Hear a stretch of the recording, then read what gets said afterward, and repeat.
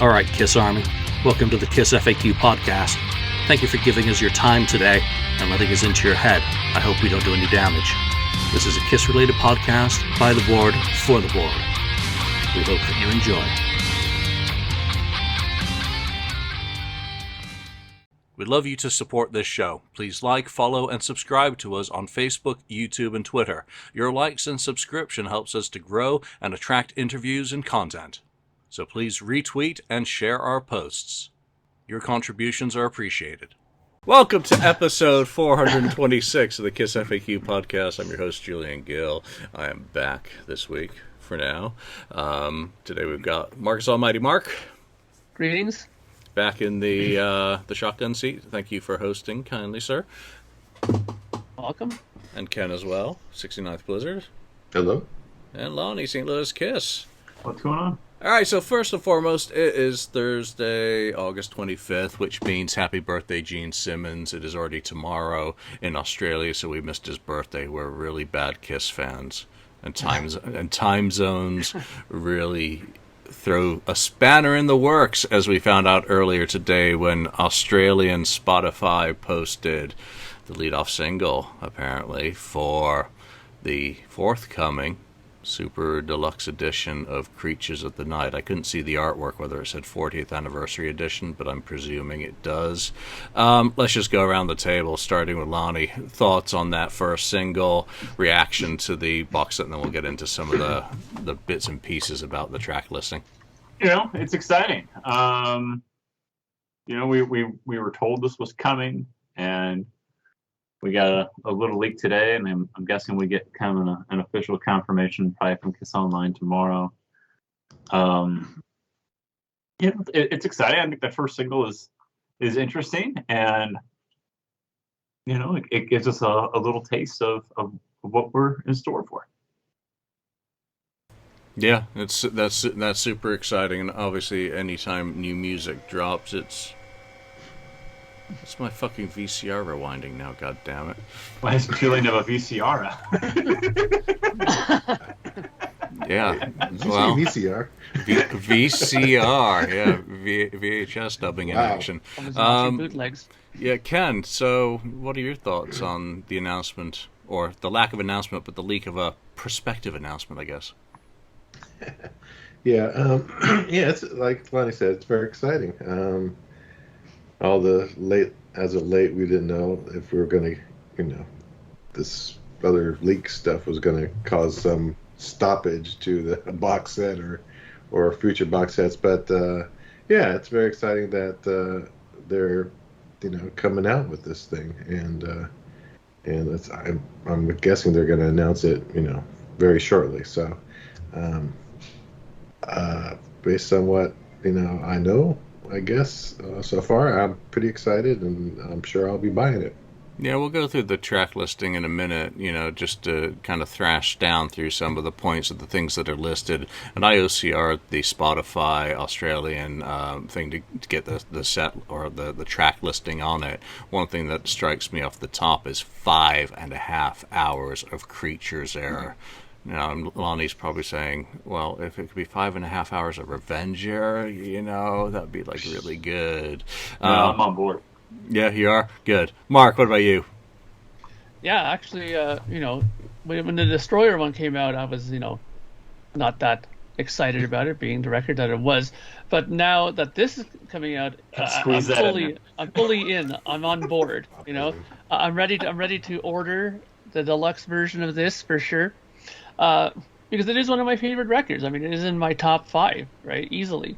And when I saw the list of things that are on there's all kinds of stuff that's piqued my interest. Some things in there I thought were really odd, but we'll get to that in a minute. But I'm excited. Let's just put it that way. I mean, much more excited than I ever was for the Destroyer one. I know I keep going back to that, but this is right up my alley. I'm very much looking forward to this.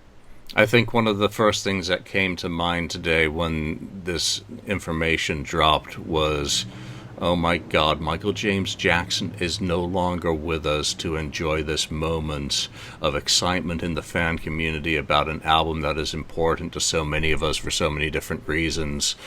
and just how incredibly sad that made me, until I realized for, a few minutes later, this is his epitaph. It's a monumental epitaph to an album that he is rightfully put up on, kind of the top shelf of Kiss album production and albums in the whole catalog.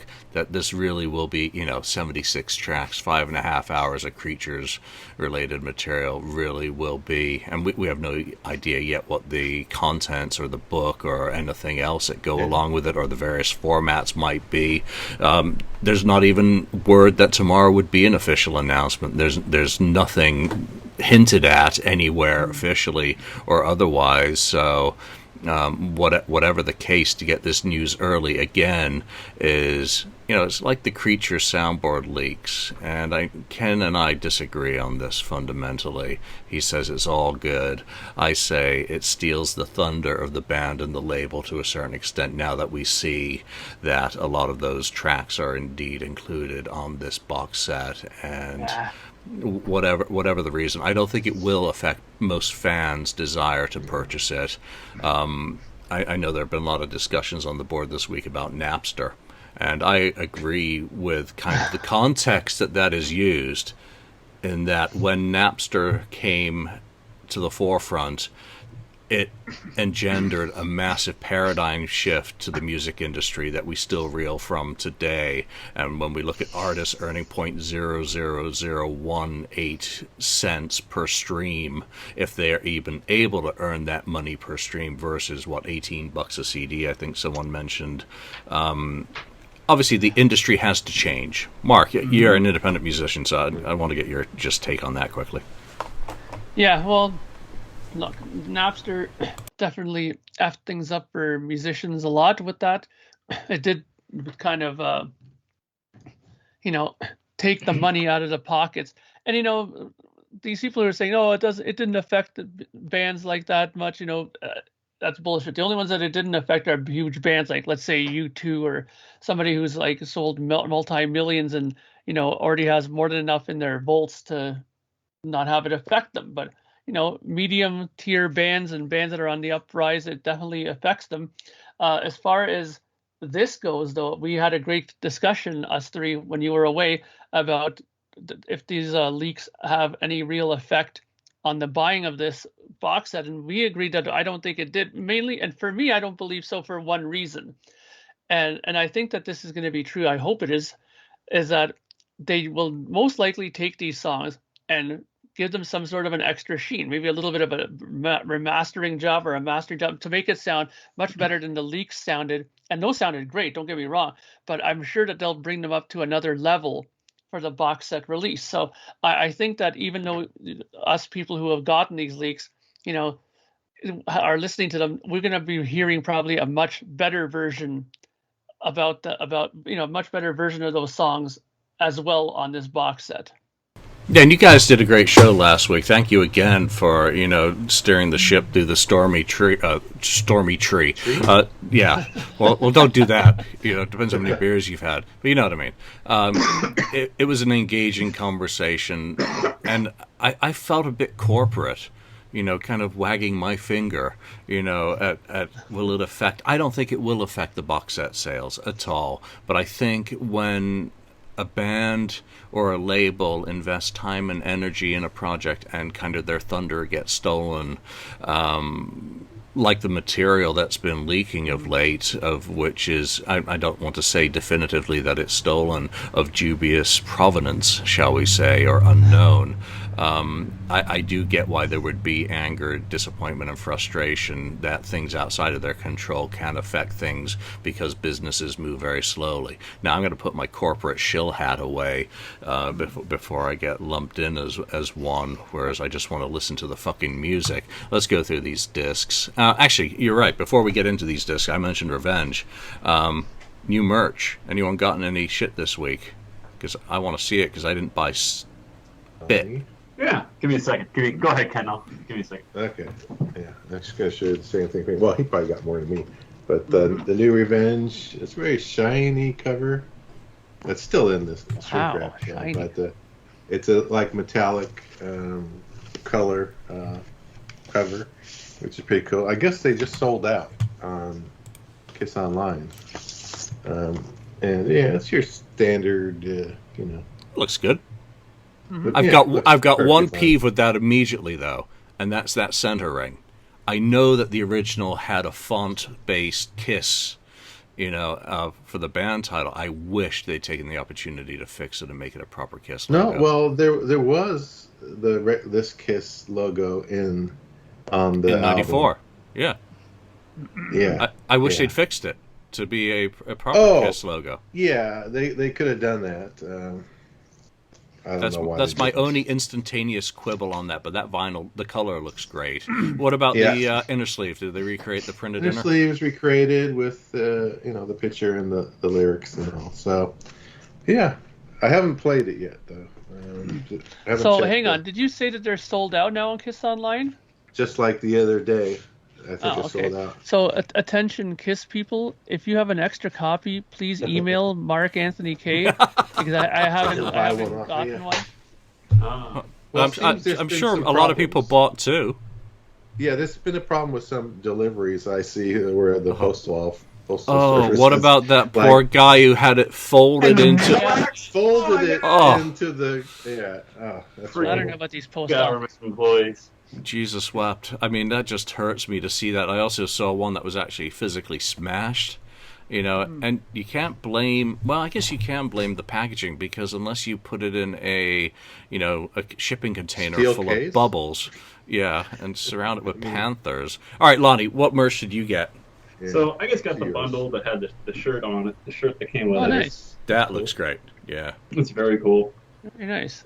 It's very nice and thick too, which I That's was kind good. of surprised by. Usually, I was expecting like a One of those thin. like paper thin Yeah. type of shirt, but it's really nice and thick and heavy, and it feels like really good quality. So Little loom.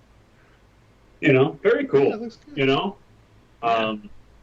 I still wish they would have just reproduced those tour shirts, but there's probably a licensing thing with that they couldn't just reproduce those Maybe. original tour shorts from 1992. But pretty damn cool to have a brand new Revenge T-shirt and a Revenge record. Oh, hang on though, but you're not showing the main thing though, are you?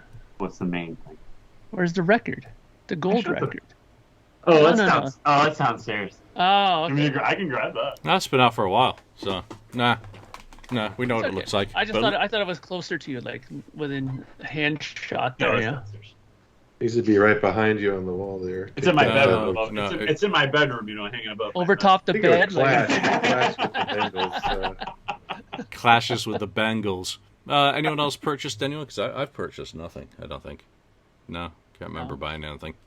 Bought some as I computer said, shit. I didn't purchase anything, but if somebody's generous enough to offer me one to buy, I will gladly purchase it. That's pretty interesting that it has sold out, and I think that's a good sign for that's them cool. getting things right with, obviously delivery issues aside, the packaging has improved, the customer service has improved over, some of the albums. I think they do need to revisit and reissue Dress to Kill. I don't think that's right to leave that one lingering, but I know vinyl pressing is still a problem and going to remain a problem for the foreseeable future. So anyway, well done. Looks good. Glad to hear that the shirt's thick material because some of them are so freaking thin. It's like cheesecloth. Yeah. Before we get back to Creatures, I do want to just quickly talk about the Australian tour kicking off. Aussies, you're finally getting your shows, and tonight's number 4, or tomorrow, and tonight, whatever, I know it's already tomorrow there, is, of course, where are they? I don't even remember. I think they're Sydney. Sydney tonight. So they brought back into the set the electric version of Shandy as previously performed during the 1980 tour, which I think is a really nice touch to not doing it all the way it's been done to death over the past few Australian tours.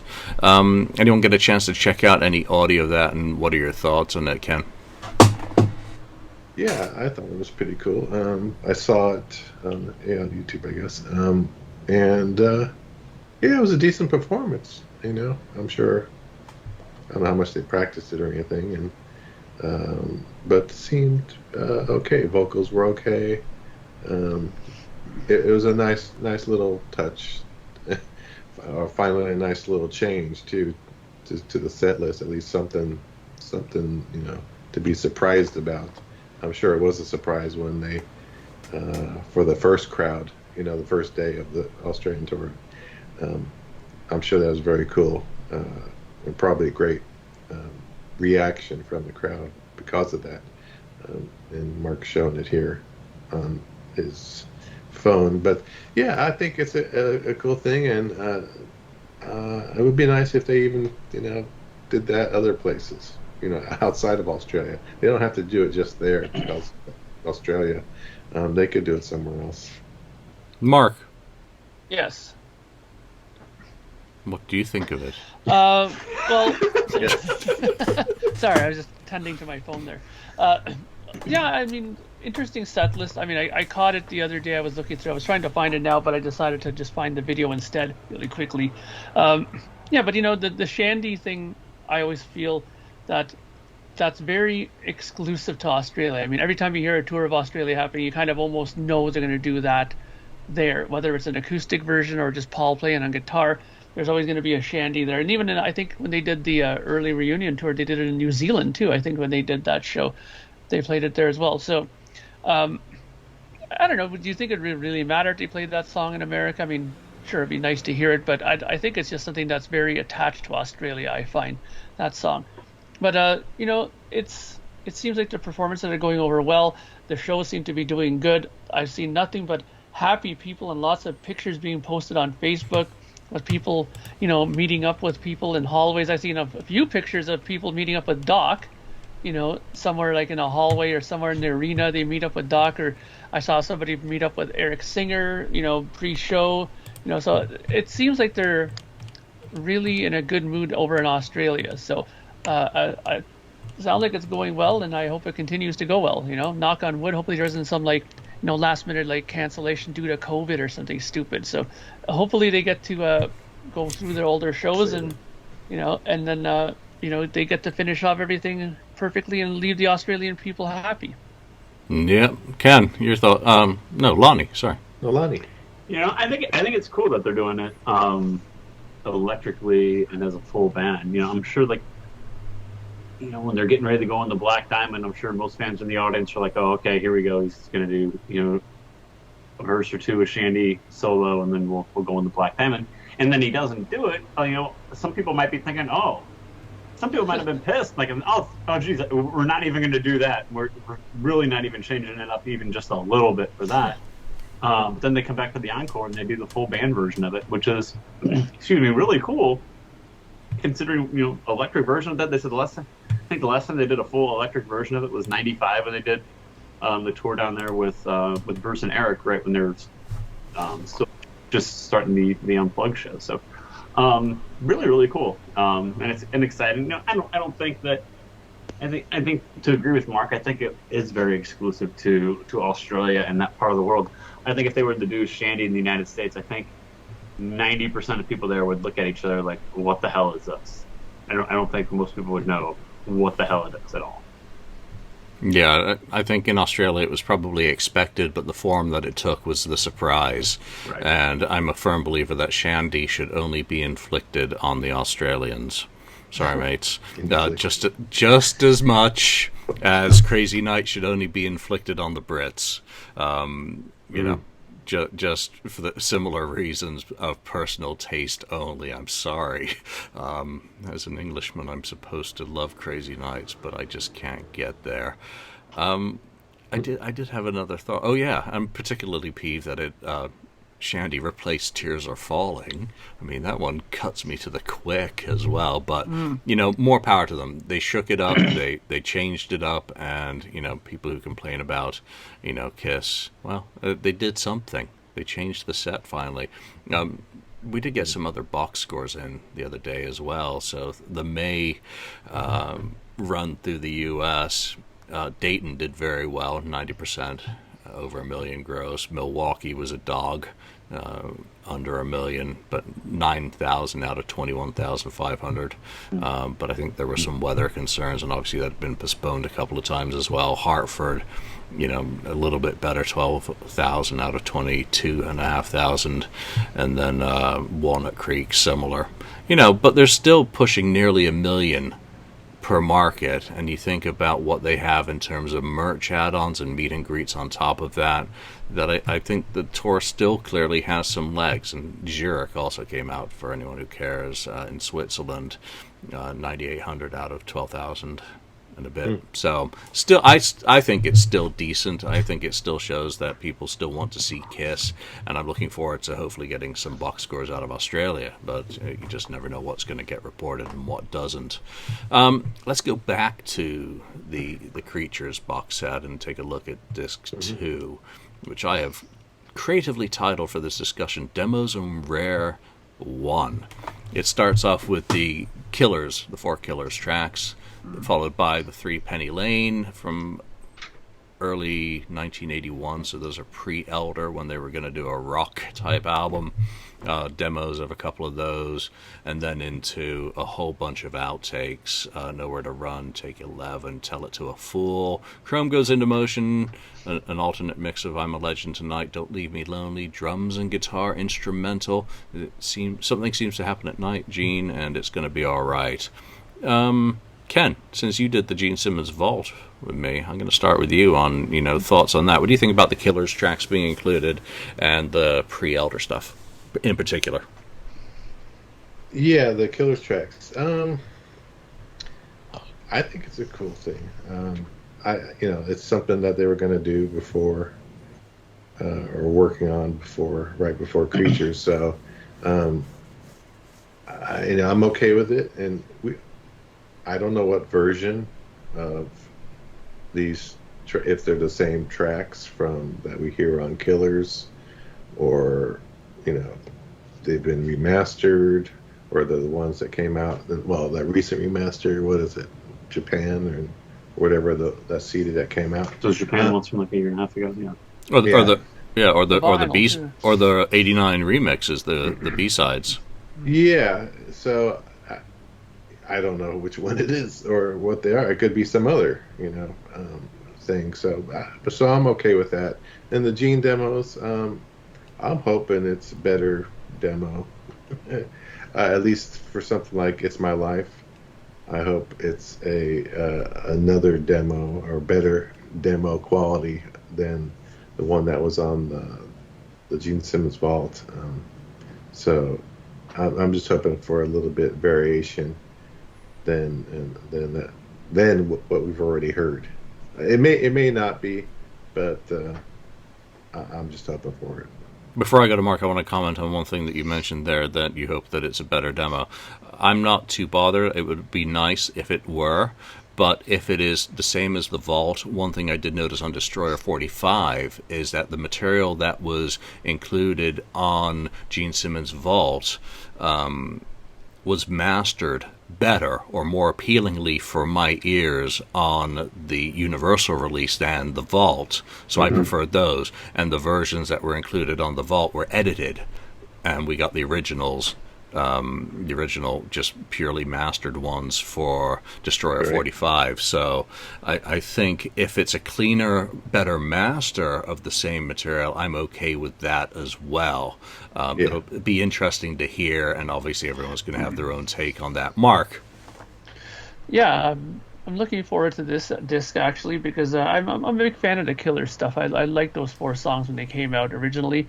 So it's going to be interesting to hear those. Some of these other songs, I'll admit, I don't know some of these ones well enough. Maybe if I heard them, I'll probably say, oh yeah, I heard them on YouTube before or whatever. But in this sort of title that they have, like Tell It to a Fool, I wouldn't know right off the bat what song that is if you just told me the title, right?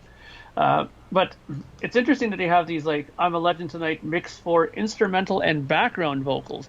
So there's going to be a few people down the road that are going to do their own, karaoke versions of me singing I'm a Legend Tonight with the band, because they have no lead vocal there, so they can just top their own vocals on top of it. So interesting that they put stuff like that on there. I've always also liked this sort of, drum and bass takes that they have. I'm really big on the construction of songs. So when they put stuff like that in there, I find it very interesting just to see how they are in some of their more raw states, right? So I think it's great. I'm really looking forward to hearing some of these songs, because like I said, some of them I'm not familiar with. Like, something seems to happen at night. I don't know what that song is. Like, I wouldn't know what it is. And even the song that leaked, that song I think turned out really good. And it's interesting how some of these songs got left off the album. I think that it's still not as good a track as the ones that are on Creatures, but there's some pretty strong songs here that they have left over. Yeah, Sammy Hagar called him "Feels Betrayed." Lonnie, your take on the second CD stuff that jumps out. Are you disappointed that you will now never get a Kiss Killer Super Deluxe edition? No, I'm not. But I do think that it's appropriate that those 4 songs wind up on there, along with the Penny Lane demos. I think that's important. I think those 4 songs and the Penny Lane demos all tell the story of Creatures of the Night. Guns N' Roses did a Appetite box set a few years ago, and they included their disc 2 included all the songs off of Lies, whether it was from Live Like a Suicide and the acoustic version, with Patience, I Used to Love Her, Brad the Killer, and those songs on the Appetite box set as well. Because one, you're not going to do a Lies. Number one, they weren't going to do a Lies box set. Mm-hmm. Number 2, the songs from Live Like a Suicide and those acoustic songs from Lies, those acoustic songs told the story of Appetite for Destruction as well. And I think this does the exact same thing. And we're probably going to read about it in the book that comes with it as well, talking about how they wanted to do the original intention after Unmasked was to do a rock album. And these 3 songs were, some of the ones we recorded. And, then we ended up doing Killers, and then we evolved into Creatures of the Night. So I think it does tell the story of the album. So I think it's very important that they wind up here. I think it's great. Yeah, my initial reaction to seeing the Penny Lane demos on this was a stream of dock worker expletives. I was like, what the fuck? That means I'm not going to get an Elder box. But how likely was I to ever get an Elder box anyway? I mean, come on, let's get real. But I think, Lonnie, you hit the nail on the head. But I also want to read about the context in the book about why those are there in particular. Kiss Killers absolutely has to be there. They're part of the Creature story. I hope they're new masters. But you know what? Those things sound pretty damn hot anyway, no matter, any way you slice it. See what I did there? Yeah. So very cool. The rest of the demos, I have no idea what the original demos of Feel Like Heaven. The original demo of Feel Like Heaven probably is the box set, because the Vulgar one I don't think is that demo. So that's probably Gene Bach. So again, mastering Deadly Weapon. I'm very curious about that. Is it Deadly Weapon or Deadly Weapons? I guess we're going to find out. And then some of these different takes. That's what I want out of a Creatures box, is alternate takes and mixes, and see what the hell they did with it. I didn't get the time lengths off the Spotify thing, but there's a clear difference in length between both Deadly Weapons, and I think that one's a key. A crystal clear copy, that's going to be very cool. And a personal love is going to be all right. Crystal clear would be really nice. And Chrome Goes Into Motion, I can't remember if we've heard that one or whether it was Chrome Heart. I get confused.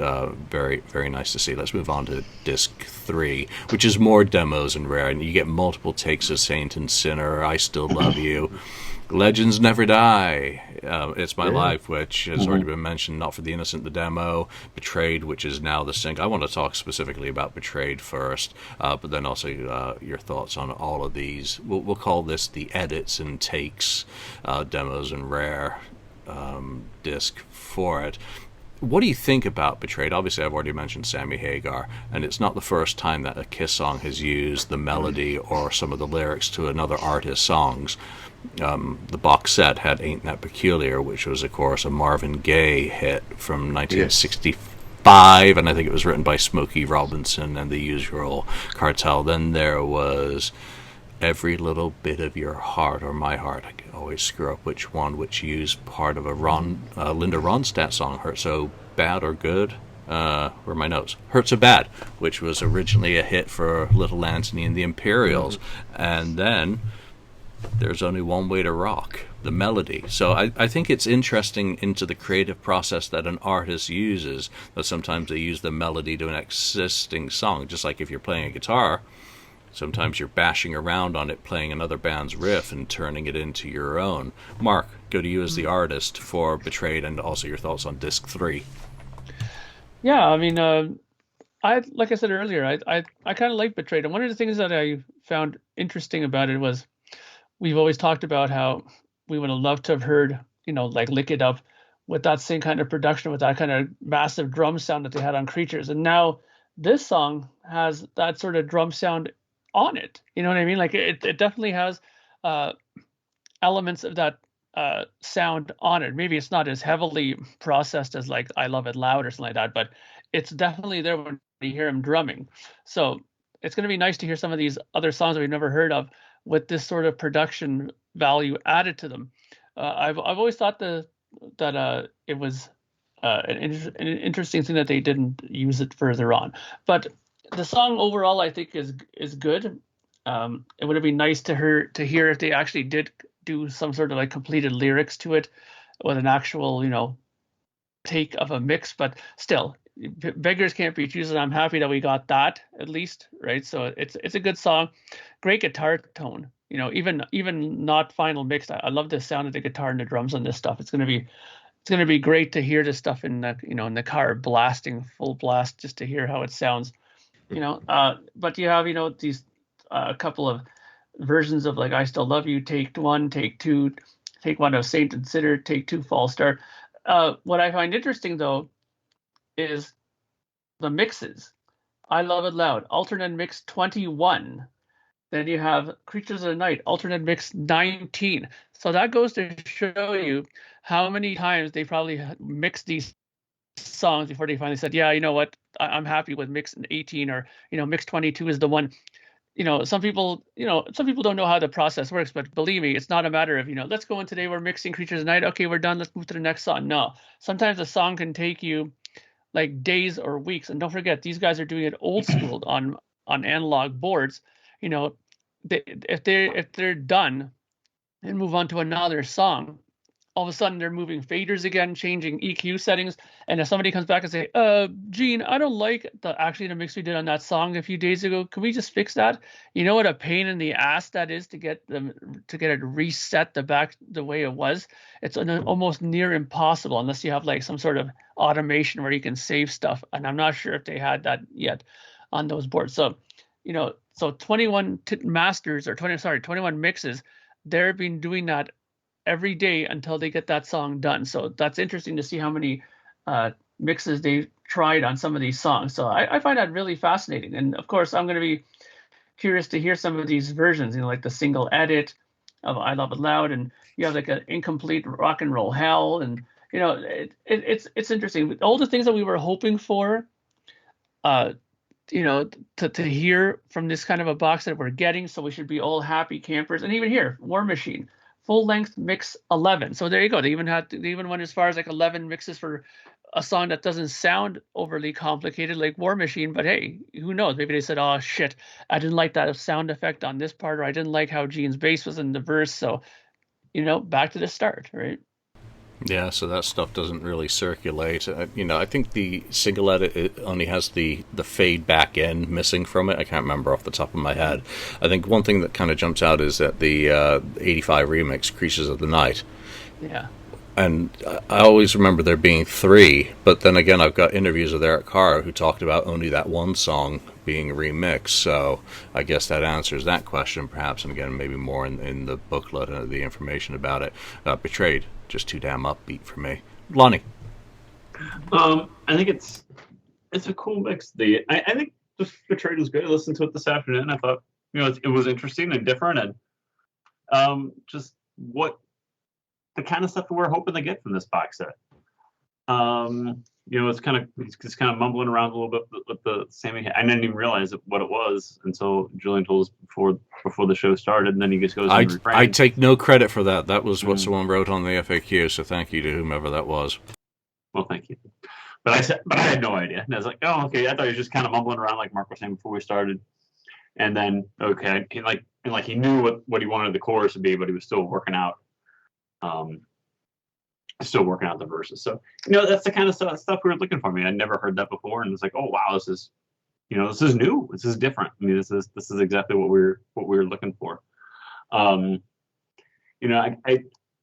The one thing I wonder, Julian was mentioning earlier, will the Gene Simmons demos, will they be any different than what wound up on the vault? I think it's a question that a lot of Kiss fans are probably having in their minds today from seeing what's on some of these so far. But just the different outtakes and the different mixes, it's exciting. It's cool. I'm excited about it. There's some stuff that people are complaining that aren't on here. And I think Julian has an opinion for that, and he's going to get into here in a little bit as well. Yeah, we'll talk about some of the theoretical omissions. How's that for politically correct? But I want Ken to talk just about this disc as well, get his take before we go into the missing stuff. Yeah, I heard Betrayed also, and I thought it was really good. There was something about it. Now, were you guys saying it was just the lyrics or something that are stolen from Hagar? The melody, and some of the verse lyrics, I believe. I'd have to go and listen and compare. The melody, because I was sitting there listening to it. I listened to it a couple of times, and I was like, I know this part of the song, this riff is like, I've heard this before.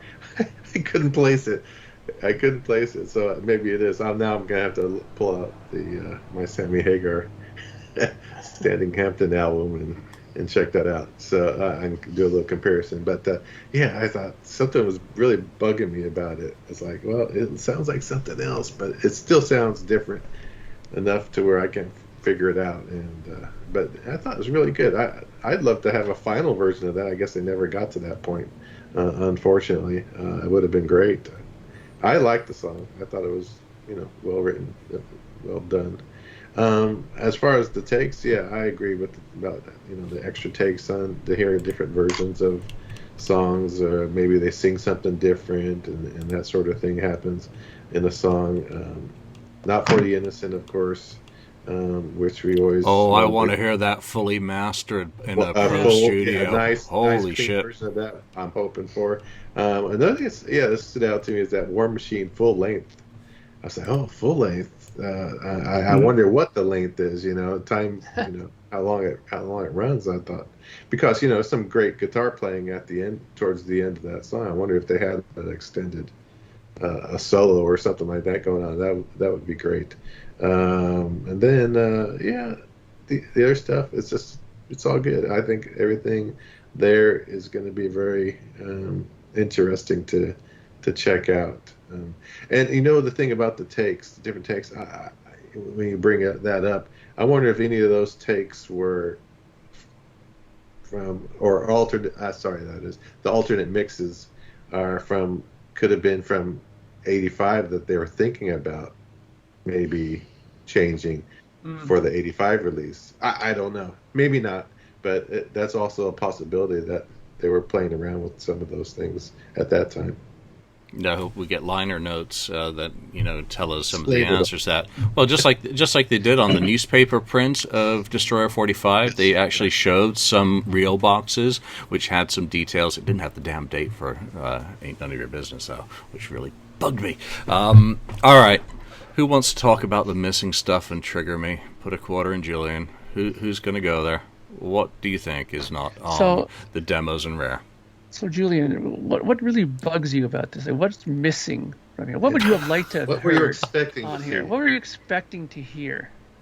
Me, I'm perfectly happy with this, but what do you think's missing? But Julian, where's the version of Paul Stanley singing Back on the Streets? That was supposed to be on here. Yeah. And it's just Kiss again, not giving the fans what we really want and what we deserve. What we deserve, Julian. That's the FAQ personified right there. What about the unreleased version of I Love It Loud with Vinnie Vincent singing it? We didn't get that either. Why would you? How many times did Vinnie sue Kiss? Is just my thought on. I'm even amazed that we have a Creatures of the Night Deluxe, that we've got anything.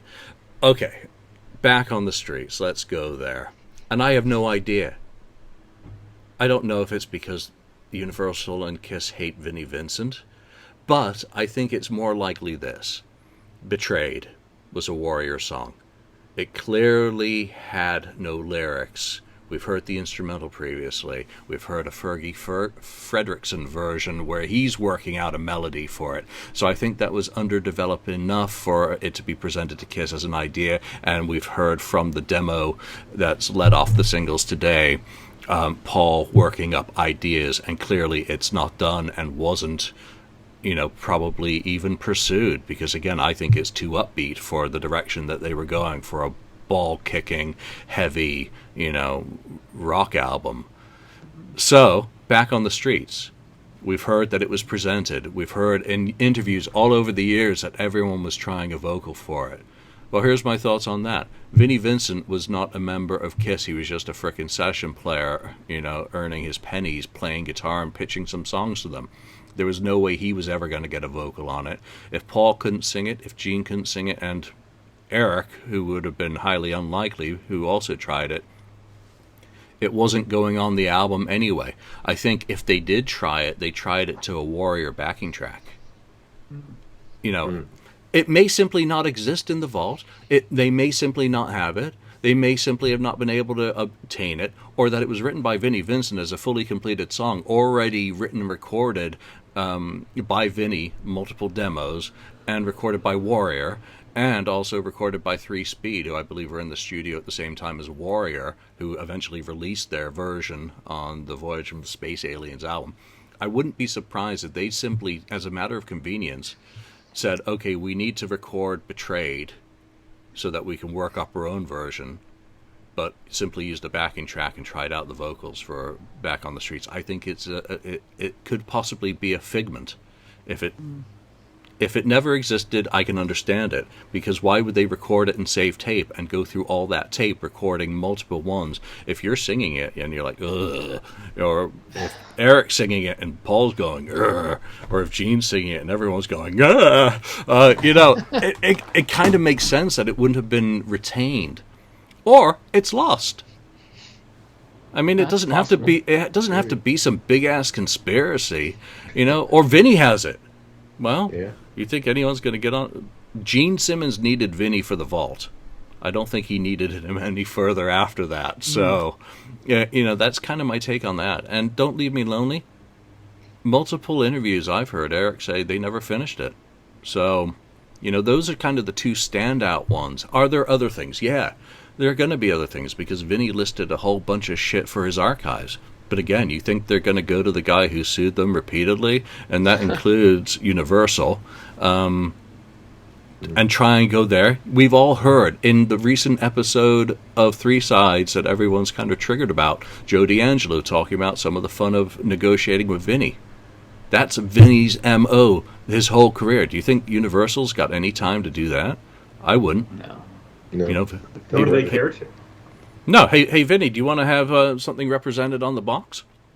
Just imagine what sort of can of worms. Does it mean that it's incomplete from that perspective? Yeah, without a doubt. But I think it seems as complete as it can be. Anyone want to come back at me on any of that? Am I logically sound, or am I? Yeah, I like that. Am I a Kiss fan? I thought go ahead, Ken. Yeah, I thought the same thing as you. I really thought it's like, well, they're really not there or not complete enough to even put on the box set, or there's something else where they would have had to get a release from Vinny or something like that in order to put it on there. So that's it's wide open, just like Julian was thinking, it could be either or kind of situation with the whole thing. And if it is where Vinny has, the rights to it, or has some rights and they want to do it, I agree that you don't want to have to risk being sued after the fact and stuff like that and causing a big ruckus. So I think they have enough material on there. If they miss a couple just because of Vinny, then so be it. Otherwise, maybe these are just non-existing tracks that everyone was hoping that would appear one day. It might be Kiss Urban Legends. Lonnie. Urban legend. Yeah, I think Julian could be right. I think it could be just Kiss Urban Legends that these certain songs exist. But on the other side, they very well could be just something that the band does not possess. That it could be in Vinny's that they could be if they do exist, they could be in Vinny's possession. And that's just not a road that Gene, Paul, or Universal want to go down. And there's enough representation from him on here, but do we? I don't think Gene nor Paul or Universal have any interest in opening up negotiations. I think they've done that enough over the years, and they know what they would be getting into. And it's like better just to leave that, let a sleeping dog lie than open that up. Yeah, I hope I'm wrong. I'm hoping it's like. So you're still saying there's a chance? There's a chance. Did you have to say sleeping dog? No, I hope they do. I hope they do exist, but I think I'm okay with if they don't, because it looks like they've thrown in the kitchen sink into these demos, alt takes, partials, instrumental background vocals. You would think that if they had anything, but I think also Vinny reclaimed his copyright for the song as well, and always had different publishing. So who knows what else business-wise comes into it, Mark? Yeah, well, I mean, I think a lot of it, what you said, is on the mark, I think. But I think that, one of the things that you also mentioned is that maybe they just don't have, copies of it. Maybe it's lost. I mean, there's so many things that happened over the years. I mean, don't forget they had that big, I think, a fire, like back in the day, like where all those master tapes got destroyed and stuff like that. I mean, not to say that was Kiss stuff in there, but, the stuff does get lost. Stuff does degrade. I mean, there's a great video, I mentioned this a dozen times, where they go into Zappa's vault and he shows us some of his master tapes and clearly says that some of the stuff is so, ruined condition that it needed to be baked a couple times before it got played, and then it was transferred to digital so that they could have something to work from, because the tape wouldn't work anymore. It is possible that some of the stuff that they have of these songs are on medium that doesn't work anymore, and maybe they didn't, think ahead and digitize them backup digitization of them, so it could be lost. I mean, some of these things, maybe somebody has it in their in their desk drawer on a cassette only, and it's not a good enough version to use. So there's so many possibilities on these different lost songs, or so, and like you even said, maybe these songs just don't even exist in a recorded form. Maybe they just got together, got into the studio, jammed a bit on it, and like, nah, I don't like it, and they just didn't even bother doing anything with it. Or maybe a collector wanted $1 billion, or I'll burn it. That's hoarding it. They're hoarding. That's the difference. Kiss fans threaten to burn stuff. Universal actually does burn stuff. All right, let's move into the last two CDs, Ed. I'm going to call this the 10th anniversary tour and more. Both of the CDs, basically form a complete teachers. I can't speak today. Creatures era live show. It's based on Rockford, Sioux City, Houston, and that seems to be the primary soundboards, which obviously it leaked recently to go to the top of the show for my rant about that already. But also some bonus tracks thrown in from Pine Bluff, King of the Nighttime World. I did not know that Kiss had performed that song with Vinnie Vincent, so that I can't wait to hear. Again, putting them together, or however many shows, well, there are 4 shows, should they have had the complete soundboards, or do you think an assemblage is an intelligent path to go, Lonnie? I think what they did, I think, is fine. I think that getting what they're giving us, they're giving us the best of these shows that like leak, basically, and we're going to assemble them with the best versions of these songs for the fans. I get why people want, I just want a full Creature so straight, start to finish. Okay, I get that.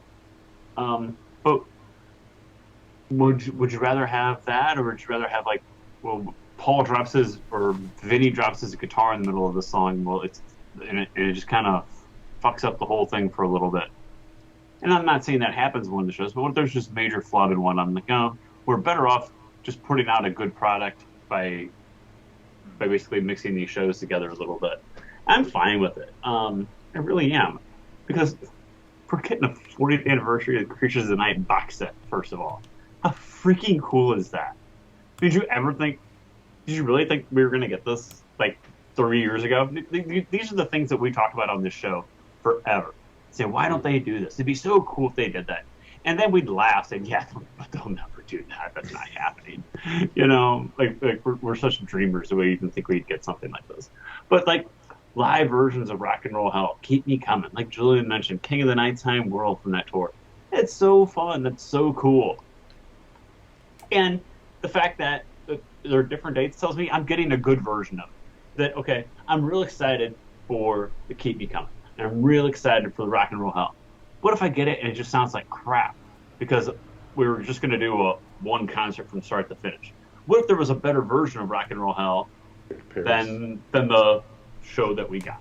So they're giving us the best versions of these songs because people are looking for people like us and people who are listening to the show. That's the ones. Those are the ones that stand out on here. Is you know, oh, they only played Keep Me Coming so many times. I can't wait to hear that. I only played Rock and Roll Hell so many times. But if Gates gave us a show and one of those two songs is kind of clunky that night, it'd be kind of a letdown. So I'm excited that they're giving us the best of what we could get. Yeah, we don't know the set list of the first show on the tour, which I think was Rapid City. Was it Bismarck? Can't remember which one it was. So there were only 3 performances of Rock and Roll Hell until, obviously, that song came back, and only 2 of Keep Me Coming. So, you know, and then they add Strutter in, which came into the set later on. Mark? Yeah, I mean, it's interesting because when I got those leaks, I was listening to a whole show for a couple of days, and I would switch it and put it on my little iPod here that I have right here, actually. I just put it on my little iPod and put it in the car and listen to them. So I was listening to the full shows all the time. And while I'm a big supporter of having full concerts represented, doing it this way was a better idea, because having listened to all of these, there are definitely some technical things that needed to be corrected on there, and you probably can't do it in this form. So the best thing to do is to find another version of that song with a better performance of it. Now, it's not that they probably didn't play it wrong or something like that. It's just there were certain songs on here sometimes where I noticed where Paul's guitar would be way low in the mix, and all of a sudden you'd hear it just physically get pushed up out of nowhere. Or there'd be like, you know, a backing vocal that was too loud, or a backing vocal that wasn't loud enough, or the drum set was too loud and wasn't mixed in front. So, you know, there's all these little things that were happening from song to song during the concert. Like there was a part where I think they were playing Cold Gin or something, and Vinny's solo was just way quiet, and all of a sudden he just got pushed up out of nowhere. So those are the kind of things that they're kind of trying to avoid. They probably want to make like a beginning to end, well-represented show that doesn't have any of those things. So they, instead of using like Sioux Falls, they used the Rockford, Illinois version of that song because it was mixed better, you know, that night. So I understand why they did it, but like I said, I'm a big fan of whole concerts. I'm a big collector of like the Yes soundboard tapes that I have from a bunch of their tours over the years, and it's the same thing. Rarely have I heard a soundboard where beginning to end the mix is fantastic. There's always some little movement that needs to happen, or some little adjustment that needs to be made, and usually by song 2 or 3 they have it dialed in, and then the rest of the show sounds fantastic. But you know, you have to make sure that those first couple of songs are decent as well. So yeah, I don't have a problem with that. What I find extremely interesting, though, on here is that they bothered to put in stuff like Tank started the show, or Turbine, you know, Firehouse Siren, Drum and Ending Tank, Bass Solo Wind and Gargoyles, Tour Sound Effect. Like, the fact that they're putting that stuff in there was like, wow. I mean, you know, to some people it'd be like, ugh, I'm only going to listen to that once, you know, and never again. But the fact that it's on there is interesting because, you know, now you can hear in, you know, decent quality what this stuff sometimes sounds like. Because, when you're in a concert, 15,000 people screaming, you may not be able to make out what that sound was clearly, or why, or how do the sirens really sound undistorted? Because when you hear them in a concert, they're so bloody loud. It's like, now you can hear the actual source of them. So I find it interesting that they included those as well. So I'm curious to hear those things, like that turbine thing at the beginning. On all the soundboards, it's like really loud, like compressed to hell, like it's like, whoa, what the hell? So to hear it this way might be interesting to hear what they were trying to go for, like sound wise. Yep. Ken, are you disappointed that you're not getting an audience recording to keep the consistency with Destroyer 45? No, I am not. I'm absolutely not. No. Yeah, I think it's what they did is really good. I agree with you guys. It reminds me of when Kiss did the instant live stuff, and then they did the last one was like they did in 2009, I think, Sonic Boom Tour or whatever. And I have those, and I got the one that was from Oakland, the best. And then of. I got the one that was the best of. Mm-hmm. Which it had all the best kind of every cuts song they played on that tour for different, and from different locations, various locations, and those were I'm guessing pretty much the best versions of those songs, and that's what, when I look at this, I think of the same kind of thing, and I agree that there's a lot of problems. Not every show is perfect. They're moving around, things are going on. The mixer guy may have missed something, or was supposed to do something, slide something up somewhere at one point in the concert, and oops, he was bothered by something. So yeah, I think it's perfectly fine. My question is well, I like the sound effects too. Maybe we can use the tank coming in at the beginning of a podcast, or something like that. But anyway, how many of those are going to become KissFAQ ringtones? Oh, exactly. Yeah, really. Something like that. But the other thing is, I just forgot what I was going to say now. You got all distracted about the thought of having a new Kiss ringtone. I know. That totally threw off its concentration. Yeah, that was it. It's like, do you want the firehouse siren or the flames or the bell? Oh, the bells from hell. The bells. Yeah. But anyway, it's all cool. I know what I want to say is, I know we talked about these soundboards and the released leaked ones, but do they even know who leaked those? And are they going to lynch him or something? But anyway, I was curious if they ever found out who actually did the leaking. No, and maybe like an inside person or something like that. But we don't know. Inside leaking. Well, one thing I'm actually curious about, though, too, I don't know if you guys noticed when you listened to the soundboards that we got there, the beginning of the show, on all of them, it's, you wanted the best, you got the Kiss, and they start with the Creatures of the Night, and the first chord that they play in every song, it's like out of tune. It sounds like, some 6-year-old kid was trying to play the opening chords, like, and I kept wondering, what the hell's going on? Why did he do it? And then I realized, I watched a video. It's because Paul tries to do like these spin kicks and all these crazy introductions like off the drum riser. So no wonder the opening chord is like not in tune at all, because Always they probably land and he's like somewhere like way up the neck where he isn't supposed to be when he lands, right? So I'm wondering, how are they going to correct that? Could they possibly do an overdub and fix that? I mean, I don't know if they were. I don't know if I would. No. I don't think they would, because if it's a soundboard, an authentic soundboard, they can't go back in and just remove that. So I'm curious if they're just going to leave it like that, or if they're going to do some sort of trickery. Because I'm telling you, every single one of those shows start with a botched chord. So. Oh well. At least there's a whole bunch of new. I'm grateful. I'm just saying this is curiosity. New boards for the bootleggers to go to town with it, but I'm glad that we're getting a proper 10th anniversary show assemblage or sound collage, whatever the hell you want to call it. I think with those soundboards, though, every single one of them has faults, as you kind of mentioned with the beginnings, but some of them are missing parts of songs, some of them are missing ending songs. So I think it's a smart way, rather than releasing an incomplete show, because then you don't have the tour represented properly. I guess you could take two and patch one with the ending from another, but if the sonics don't match up closely enough, I know you can fix an awful lot of that, especially a proper record label. Even fans do it to a certain extent. But I like how this format works. I like that those effects are there, because Mark, you said it, you don't generally hear those on a lot of the bootlegs that we've listened to, especially the audience recordings, and the Creatures tour is really patchy. And for the Creatures tour, we're not getting the common ones that we might have expected. Say Universal City, I think, was one of the best ones. Detroit was pretty good as well. And no Rio.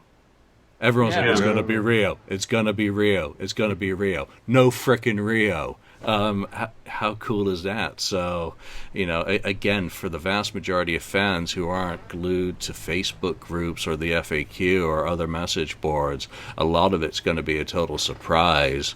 And when they do see it on wherever they get their rock and roll news, I think the response is going to echo what I've seen on the FAQ today. There's been a few questions about those missing songs, which is totally legitimate, because as Kiss fans, I think I include them in my books, the demo stories, as things that exist. And well, now I know to revise my logic when I'm writing the next or updating the next edition, 453rd printing.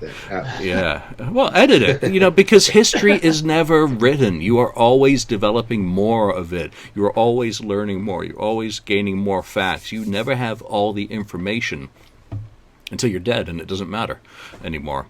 And that's, why I keep doing what I do with the live history stuff, because, for the Cruise Fest, I'm going to be doing a 50th anniversary edition of all 3 volumes of the Kiss on Tour. Only the first one will be ready for the Cruise Fest, but the rest next year, obviously, for the 50th anniversary. Nice. But just volume 1 has not stood still since the last printing. I've added 60 reviews and cleaned up a lot of information on there, and especially with doing the Aerosmith book, that's information now for those shows that Kiss did with Aerosmith are in the Kiss book. So it's never done. This is just the best box set sculpture, monument for that album that's available. Any last thoughts on that? Because we're not going to get to any of the other topics today, such as why didn't Kiss use a third lead vocalist on Creatures of the Night? Just not going to get there. Lonnie, final thoughts, hit or miss, or are there any egregious other things missing from it? And obviously we haven't seen any of the merchandise photos yet. No, I think it's a hit, and I'm excited about it. I'm excited for an official announcement from Kiss Online, so I can see what else is included, what, how many page booklet are we looking at, what kind of little trinkets are going to come with it that you'll look at one time and then put them back in the box. What else, what other how many different versions will we get? Well, will we get a deluxe CD pack, and will we get, a vinyl, a colored vinyl, how many versions of this will Ken buy? So, these are the questions that we're going to have answers for on the next show, and I'll be excited to talk about it. Yeah, I don't doubt that we'll be learning a lot more information as we creep towards release date, which I can't remember what the release date was on. I think one of the sites, end of October. And then the other, and then another one, Apple Music said November the 22nd. So October, November at this point until official announcement makes everything official. Ken, egregious omissions that you think are, and how many versions are you going to buy? Yeah. Well, you don't know how many versions there are yet. Yeah, exactly. What's the over/under for America? Well, if it's I mean, definitely a box, definitely probably some vinyl, and then beyond that, I don't know. I'm just looking forward to what they're going to actually then include. Otherwise, that's not music, like a book and maybe poster, maybe the loudest band in the world poster, fold out or something like that. And program version of the tour book. Yeah. How many versions of Destroyer 45 did you buy, by the way? There's 2. Well, one I got real cheap. 2. Okay, I got one real cheap. No, but then you had the vinyl. No, real version. Real version. See, your colored vinyl. Yeah. Black vinyl. Black vinyl, maybe. Yeah. See. Keep going. Wow. That's You didn't buy any I was actually bad. I bought the digital because I wanted the FLAC lossless. yeah. I bought the deluxe box. Then I saw the colored vinyl under the gatefold. I'm like, fuck, take my money. And I bought that. I never buy vinyl these days. And then the CD, because I got one of the signed ones with the little insert signed sticker. card, or whatever it was. So One question, and this is what the only one thing that concerns me about this is, that they remastered the original album supposedly, right? I'm hoping we don't have a problem like we did with the 2014 remasters. They used the wrong version of the album. Where I'm hoping they got this right and didn't screw that up. That's all. Well, I think Creatures of the Night 1985 remix being listed explicitly as track 43. Yeah, it makes you think. I hope that is the case, because the difference is noticeable between those two versions in particular. Yeah. Very noticeable. I've AB'd the other ones and I've never been able to tell the difference. It really is noticeable on Creatures, the title track, obviously, which was, I think, the lead-off track on the album as well. Mark, egregious omissions and how many versions you to buy? Well, I am excited about it. So at the very least, I know I'll buy the vinyls for sure, because I bought the vinyl of the Destroyer one, believe it or not. But I'm gonna definitely go for the box this time. I did order the box of the Destroyer, but that whole thing with the DHL shipping and the extra $60 they're trying to nail me for in customs, I was like, you know what, you can take that box and shove it. So I never ended up getting it. But I'm looking forward to this though. I'm hoping that it's going to be a little bit more easier to obtain this one, because I am really looking forward to this. I have been enjoying the soundboards I've been hearing, and again, that having them has done nothing to dim my anticipation of this release. So I'm looking very much forward to getting it.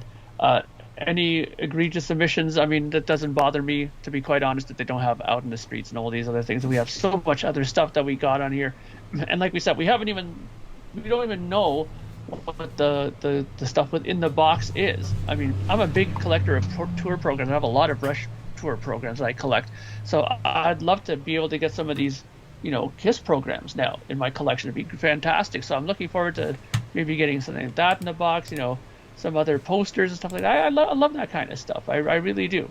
So I'm looking forward to this, and just bring it on. I mean, I just hope that, like Ken said, hopefully they didn't make any botches this time with the 2014 versions being used, that they redid, and let's just hope that it's smooth sailing, error free as much as possible, and let's make sure that this sells decently well, so that we can get yet another box. And I'm gonna just ask this right now. I'm just really curious. What is your first initial thought of what the next one could possibly be? I mean, I'm gonna think to myself that it's gonna be something old again. I'm thinking that they might do something like, I don't know, why not do something like Rock and Roll Over or something? I mean, I'm thinking that they might go old, but who knows? It's open to anything, at this point. If it continues to sell well, then we could have many different boxes. All right, Lonnie, what would you like for the next one, since we haven't even gotten this next one? Yeah, what's next? Let's start speculating, because it's the inevitable question. Well, I think they'll stick with like an anniversary type theme, since that's what they've done on these two. So you think about it, well, 2023, what anniversary of it is there? Lick it up. I don't know. I don't see them Live doing 3. I don't see them doing anything on anything without the makeup. First album, 50th anniversary formation of the band. That's what I think is the go-to. 50th anniversary of the band. Technically, it was recorded in October, November, December. Correct. I think that's the go-to, is the 50th anniversary of the band, or 25th anniversary of Psycho Circus. Ooh, wow! Lots of leftover songs there. Wow. There are some good soundboards that weren't fully used. If you think about the shows that were recorded and released for the European, that one, and then of course the bootlegs that exist or already circulate from the sessions, and then the ones that don't, the demos that do not circulate. So I say one of those two. Ace Frehley's and Peter's demos. Would love to hear those. Ken, what would you love next for the third? If there is one. Well, it's not going to happen. We haven't even gotten the official announcement of the second. But, yeah. Kiss fans. I'm really thinking the first album, too. It just makes sense to me that they should do it. It's around the 50th anniversary. Otherwise, I don't know. Maybe... I don't know. I want to say Love Gun, but I don't know. That's really the first album. Well, go back and do Love Gun right. Yeah, they could remix it. I don't know. Who knows? Plenty of demos and live for that one as well. If they're going to stick with the 5 CD format, obviously all of your ideas are great. I think first album, Rock and Roll Over, Love Gun, even Psycho Circus are very good suggestions. I would actually go with Crazy Nights. Go into the non-makeup era and what was a big album internationally. Obviously, maybe that's my inner Englishman fighting to get out and say, come on, Crazy Nights, you really do love it after all. But there's also a bucket full of great demos and some very, very good live recordings. And who knows what else there is that we don't know about. So I think any of those, pretty much give me anything. I'm not fussy. You keep doing 5-disc sets like this. And again, I'm really excited to see what the packaging and all the extras are that are included in all the formats that will be released. I must say, I'm thrilled by the reaction to it online, which has been overwhelmingly positive. And it's great to be wrong. I'm one who thought that the leaks were going to be a real bummer, on it. But seeing how people are reacting to it, the reality, I hope those don't have an impact on it. But I'm glad to be wrong and see such positivity out there in the community, and just no real bitching about things, just honest questions about why certain things aren't there. So that's our thoughts. There'll be a lot more to come on this, because obviously we will do a review episode once we can hear the damn thing. Because, right now we're going off all the versions that we may have heard, not what Universal is able to do with that material. Can't wait for the remix itself of the album. Fantastic. Michael James Jackson, this album is for you. This box set is for you. And again, I wish he was here. Anyway, we're glad that you're all here listening to us. Thank you for joining us. We'll see you next time. Thank you for spending time listening to the KissFAQ podcast today. All sales are final. There are no refunds. If you'd like, look us up on Facebook or come over to the KissFAQ message board and discuss the topic we've broadcast today. Don't forget to rate us on iTunes, Spreaker, or wherever you've listened to the show. We hope you'll join us again.